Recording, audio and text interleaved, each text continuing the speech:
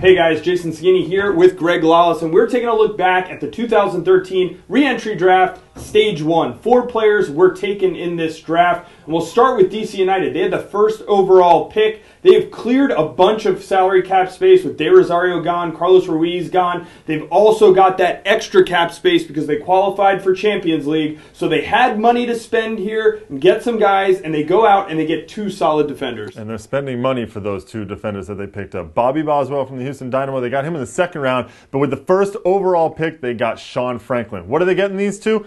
Big upgrade in the back for both of them. Bobby Boswell will slide right into the middle. Same club he had success with in the past. Don't forget, won an MLS Cup in 2004, was a Rookie of the Year with DC United as well. Sean Franklin, he only has 2 MLS Cups. He can play it right back. He can play it right mid. Gives them that versatility on the outside. I imagine he'll play him back, though. For me, this is where DC United was weakest last year, was in the back. They needed to go and score goals, so there was pressure on them. They didn't really score goals, maybe because of that pressure. Now they're strong in the back. That will only also help Bill Hamid as well, having that veteran back line in front of him. Sure. I think the one knock here is that Boswell clearly not much speed there. Nope. You want to get a speed guy maybe to pair with him. And I'm not sure that's on DC's roster right now. Ethan White, still questions. Ethan White there, but also remember, you could bring back a Perry Kitchen into the defense. They've thought about doing that. Doesn't necessarily add speed, but that's a very, very smart back line. And I'll take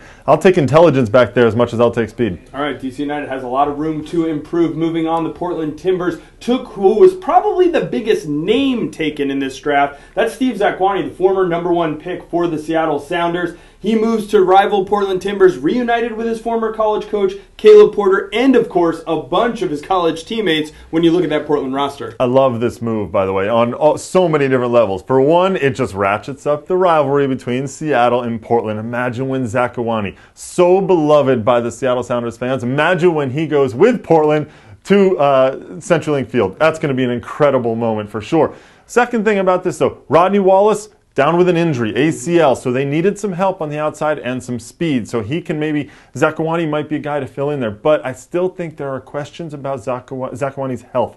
He's not quite the player we saw before the injury. Now, maybe with Caleb Porter, he becomes that a little bit more, that confidence of having played for him in college. He's playing alongside some of his buddies and Darlington Nagbe and that kind of thing. So maybe that's the difference for him. Yeah, risky pick if you look at this for the Portland Timbers, but it has a high upside. If Zakuani can get back to the form he had, he was an MVP candidate when he first got injured. If he can get back there, Portland got a steal here in the re-entry draft. Moving on, next player taken was Corbin Bone. And finally, Mark Birch taken, another player from the Seattle Sounders, taken. He will go to Colorado. Now, Colorado, a team that was looking for a left back for a long time. This year, they had Chris Kludt emerge as a fantastic option. Yeah. But they're still adding some depth on the left side. They are. And look, Birch can actually play on either side. They've played him on both sides. He's gone to the right side where he was able to cut in. He can play in the midfield as well. So I think that they're okay there. I think, though, this is a move that might herald a move for Kludt going up into the midfield. He's probably, at this point, the most attack-minded outside back in MLS. His ability to get to the end line and serve the ball into the box was second to none in MLS this year. So is that an option now for them to put him at midfield to do that even more, getting in behind the defense? All right, we'll see what comes of it. Let us know in the comment section below, who do you think had the best pick out of this re-entry draft? And don't forget, check back on MLSsoccer.com for all the news and analysis. We'll have the second stage of the re-entry draft next week.